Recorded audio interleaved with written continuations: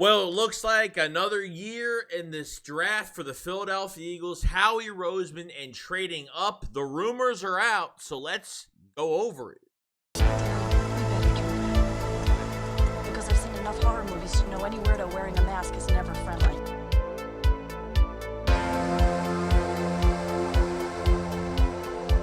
Yo, what is going on, guys? I hope everyone's having a fantastic day today. We're going to go over some news for the Philadelphia Eagles. Now, I'm actually really excited to go over some things now. Now, regarding to people that do follow in the offseason, especially Chad Forbes, that does cover a lot of the draft rumors of trade ups, trade downs, maybe certain specific players that teams could be interested in the NFL draft this year. And there's already some news coming out now, okay, with, the Seattle Seahawks looking to trade back from 16. And it looks like the rumor is now, it looks like the Commanders, Packers, and Eagles have a lot of interest in moving up. Just imagine the Eagles going up to that 16th overall pick. I mean, you know what's crazy about this draft? What's nuts about this draft, for the Eagles especially, is that we have no idea what they're going to do. I mean, because of having the offseason that you had, good offseason, the Reddick trade that kind of, was like, yeah, I get why they did it, but it kind of threw us off a little bit. And then, as promised, going to this draft with the picks that you have, and it makes it more exciting. There's no doubt about it. I mean, that's what I love about the draft, when we could just think about rumors and speculation, all that great stuff. It really comes together really well. And from the 4 to 5 years, 4 out of 5 drafts, the Eagles have moved up. And it wouldn't shock me moving up to 16, because sitting at 22, how much of a high caliber player you're going to get really depends what they're really looking for. Because, if they were able to trade back, there's been rumors about the Buffalo Bills trading up from 28 to get a wide receiver, obviously losing Stephon Diggs. The Bills are definitely taking a step backwards this year. They've had, the roster for a few years to get things done. And, they can't beat the Chiefs. That's been, their number one problem, really helping them and get to a Super Bowl at least. It just hasn't worked out. So they want to replace Stephon Diggs this year, get another receiver in the building, and obviously moving back from 22 to 28 would be more of a move if they were looking at a Cooper DeJean, if he doesn't make it to the second day, if they think he will be a bargain at 28, as more of a hybrid type guy that could, fill in for the inside, outside, because I don't think you're going to get a Quinion Mitchell. As much as he's my favorite corner in this draft, I just don't think they're going for one. We've been through videos a million times talking about, Bradbury's still here. The Eagles like what they have at the cornerback room right now, and there's just a lot of moving pieces. Maddox resigns on a 1-year deal, but doesn't tell me that he's starting. You know what I mean? So I think the only guy they move back for at this point is going to be Cooper DeJean.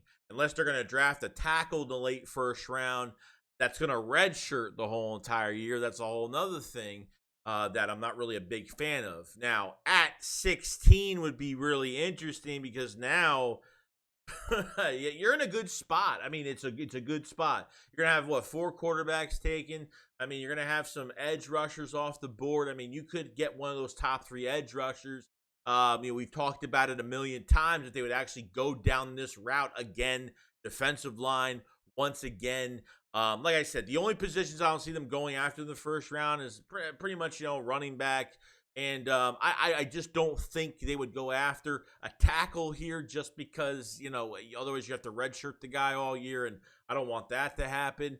Linebacker is definitely off the table, because I want E. Cooper in the second round, no doubt. I think that's the number one, and I think my number one target, one of those second round picks, is definitely a linebacker, so that's not off the table. But at 16, there is some high chance right there that you can go get. And I'm telling you, it wouldn't shock me that Jackson Powers is going to be a Philadelphia Eagle. It just makes too much sense for me to feel like, they could go after, who's going to be off the board first regarding edge rusher. It's really offensive line, edge rusher. It could be another defensive tackle, but let's just skip that and say, you know what, they've already done it 2 years in a row. Let's kind of change some things up a little bit. but Jackson Powers Johnson is intriguing. Brock Bowers is intriguing. Okay, they really are. I understand everybody needs a defense. Oh, we need defense, Joe. We need defense. Yes, I understand that. But if you want to add more firepower to your offense, you could do that. Okay, if you say, you know what, let's keep what we have in Devontae Parker and Paris Campbell. Let's not draft a receiver this year. Let's draft a future tight end, a guy that can use in 12-man personnel. Kellen Moore's going to have a lot of fun with this guy. We don't have a number 2 tight end right now because tight end 2 is a hole right now. But Dallas Goedert's 28 years old, and he's hurt 4 or 5 games a year. I mean, he's mostly hurt. You know what I mean? So you're going to have to get a replacement sooner or later for this position, and I think it would work out really well. So moving up to this spot, it really wouldn't shock me. I think that's a pretty good spot. I mean, I don't think you have to compete in the top 10. I think you're in a good spot at 16, and I think there's still going to be a lot of guys off the board. I don't think Jackson Powers Johnson could go earlier than 16, but we'll see. Regarding the edge rushers between Jared Verse and Latu could be the first 2 to go, but you never know. Dallas Turner could be there at 16, hybrid, edge rusher / guy in coverage. So, we'll, off ball guys. So let's see where we can get at here. Now, Howie's not usually the one before the draft to make these trades already. Most of the time, he tries to move up on draft day. That's been really the case scenario on the draft, first round at, when it comes on TV, on the streaming service, wherever you're watching it from, you usually see Howie make that trade during the draft, not really before. Obviously, during the day before the draft, when it comes on, usually something is done, like the A.J. Brown trade, that happened on that day, on that morning, and then they finalized it. They promised each other they would get this deal done, and they got it done. So that's a great thing. I can't complain about it. So, like I said, I think there's a multitude of things that they could do at this spot, and the combinations are endless. Go get a tight end. Go get an offensive lineman. Go get an edge rusher. So, there's going to be a lot of rumors coming out with trade ups and trade backs. And look, if the Eagles trade back to 28, then I can see that, sitting at 22, I don't know what you're going to get. And if it's Chop Robinson, I'm probably going to cut my hand off, okay? Because I really don't want Chop Robinson. I don't want them to just, unless it's an offensive lineman that they want, or it's a tackle, or it's somebody else, I don't know, which I'm, like I said, not a fan of, because I don't want to redshirt a first-round pick this year. Just not into it. I never, what is the biggest hole with our team right now? I don't know. I mean, you hit on linebacker 3 times.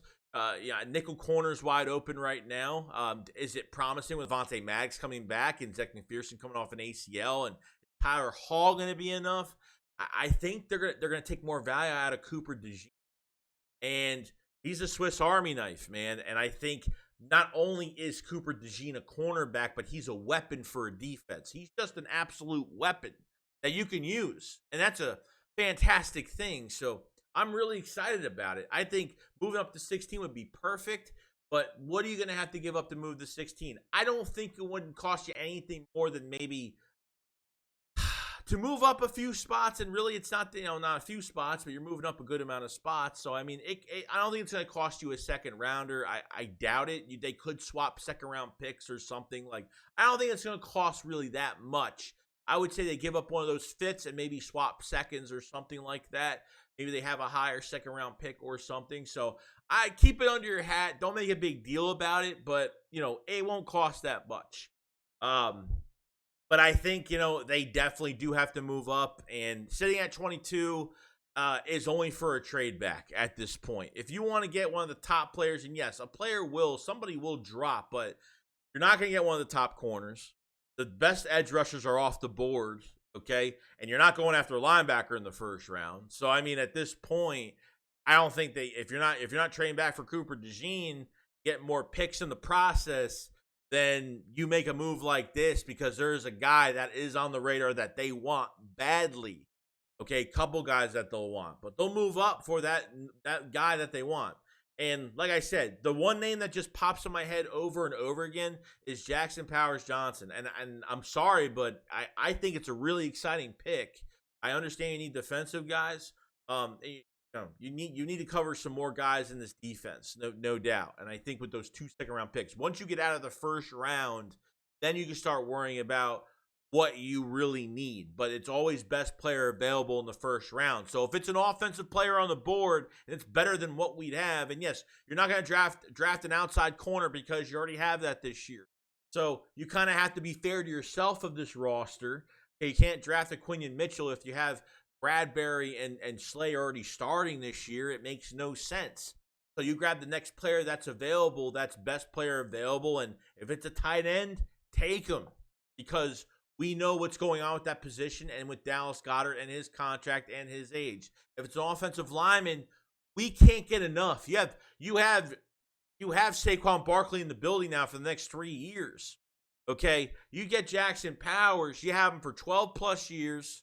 Okay, and I'm telling you, like, it's that move would change this offensive line for years. Because now it's like Cam Jurgens could start at right guard. Tyler Steen could cross-train to right tackle. They could maybe transition him into a right tackle when Lane leaves in a couple years. And Matt Hennessy is a starting center / guard, could play both spots. So I think you'd be perfect. And obviously, Power Johnson, he can play both guard and center, which is great. So they would have the choice to do whatever they want. I would honestly put, Jackson Powers at center, because that's just, look, we went down this road a couple times. Landon Dickerson was supposed to be the future center. Didn't happen. He's working well on the left side now. Okay. So we'll see what happens. But wouldn't be opposed to drafting one of these defensive ends. Jared Verse is my favorite guy in this draft. We'll see what happens. I don't think it's going to be a wide receiver. I think after the first round, they should go receiver regardless. So we'll see what happens, guys. That's all I kind of want to talk about regarding the draft in general, with the rumors of the Seattle trading back their number 16 would be fantastic. Now, we had some more news on Maddox contract. The numbers did come out on that. It looks like Maddox is getting a 1-year deal for a $2 million deal and incentives, $875,000 guaranteed. His cap hit is only 1.6, which is perfectly fine. $875 guaranteed, up to $2 million in incentives. So he can get a lot of incentive-based money if he plays well, if he stays healthy at least, and does more than we want him to do. So that is the contract on Maddox. And like I said, I don't think it's promising that he's going to start. So I think that nickel spot is wide open. And you only have a couple guys there that play nickel. You don't really have too many of them right now at that position. Isaiah Rodgers could move to the inside, but I feel like they like him more as an outside cornerback as of right now. Tyler Hall, Zach McPherson, Mekhi Gardner can play on the inside if need be, but I still don't think it's enough. That's why I think Cooper DeJean, is a big trade back candidate for the Philadelphia Eagles. You're not moving up for Cooper DeJean. I don't think he might not even be a first-round pick. But I think the Eagles, Vic Fangio values him a lot in this defense. Very happy about it. Very happy to see where this is going. The rumors are starting to come out now, so I'm very excited about all of it. Let me know what you guys think. If you move up, would you rather trade back or move up? And if you did move up to 16, what would be your target as Howie Roseman? What would be your choice? So what's your selection in this draft at 16? What possibilities? Does it make it obvious? Does it make it still a mystery? I think it's still up in the air right now. I think it's totally up in the air, which makes it even more exciting. That's all I really wanted to talk about, guys, regarding the NFL draft and some of the rumors that came out the other day. Let me know what you guys think. If you guys haven't subscribed to the channel, please subscribe to the channel for more Eagles news every single day. And actually like this video because it helps the channel so much. And appreciate all of the support you guys have been giving. Yeah, I'm excited. The days are counting down. We're getting there. And yeah, I will see you guys on the next one. Picks one up, follow us up. Peace out, guys. Peace.